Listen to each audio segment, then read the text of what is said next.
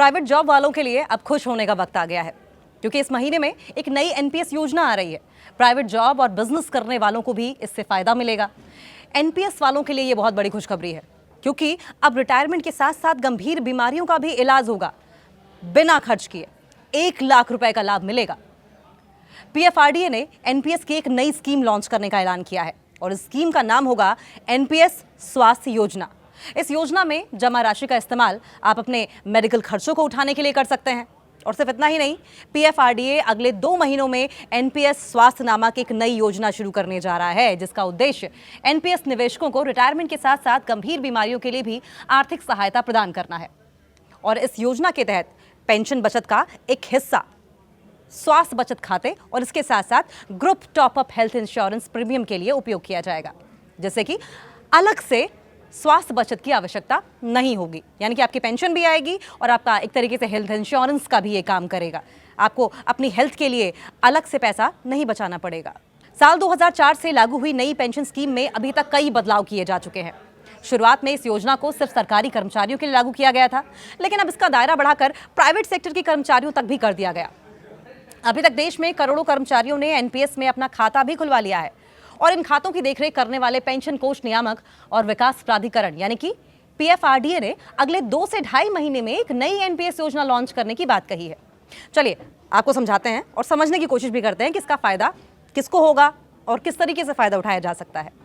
PFRDA के chairman हैं S Raman. उन्होंने बताया कि नियामक अगले 60 से 70 दिनों में एनपीएस स्वास्थ्य पेंशन योजना शुरू करने वाला है और ये योजना जो होगी, ये जो पॉलिसी होगी, वो स्वास्थ्य बीमा और पेंशन को एक साथ जोड़ने वाला प्रोडक्ट होगा। और एनपीएस योजना का उद्देश्य क्या होगा? इसका मोटिव होगा चिकित्सा जरूरतों के लिए एक डेडिकेटेड पेंशन खाते की सुविधा को उपलब्ध कराना। और इसके साथ साथ एक टॉपअप स्वास्थ्य बीमा भी होगा, जिसमें पेंशन कोष एनपीएस अंशधारकों की ओर से उपलब्ध कराया जाएगा। उन्होंने कहा कि पेंशन कोष टॉपअप स्वास्थ्य बीमा उपलब्ध कराने के लिए बीमा कंपनियों के साथ साझेदारी करेंगे। हेल्थ इंश्योरेंस के लिए कंपनी भी सिलेक्ट की जाएगी। अब रमन आगे ये बताते हैं कि इस योजना को हाल ही में निदेशक मंडल की बैठक से मंजूरी भी मिल गई है।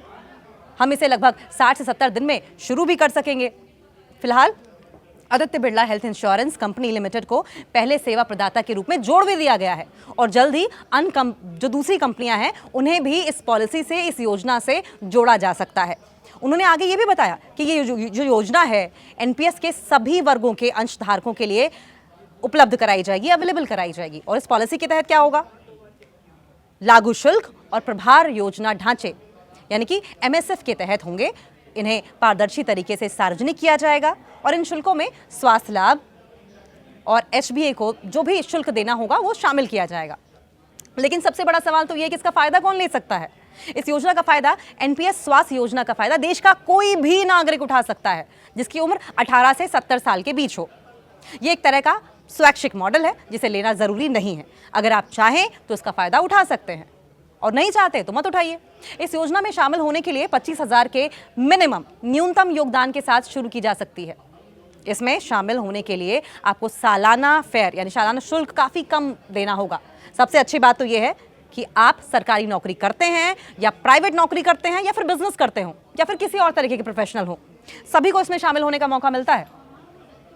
और एनपीएस खाते से आप रकम को ट्रांसफर भी कर सकते हैं।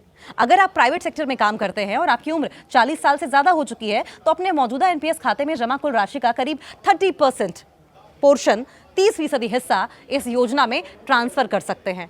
इस योजना में जमा राशि से आप मेडिकल खर्च, ओपीडी, अस्पताल में भर्ती होने का खर्चा उठा सकते हैं और इन सभी खर्चों को उठाने के लिए आंशिक निकासी की भी की जा सकती है, यानी कि थोड़ा थोड़ा पैसा आप निकाल भी सकते हैं।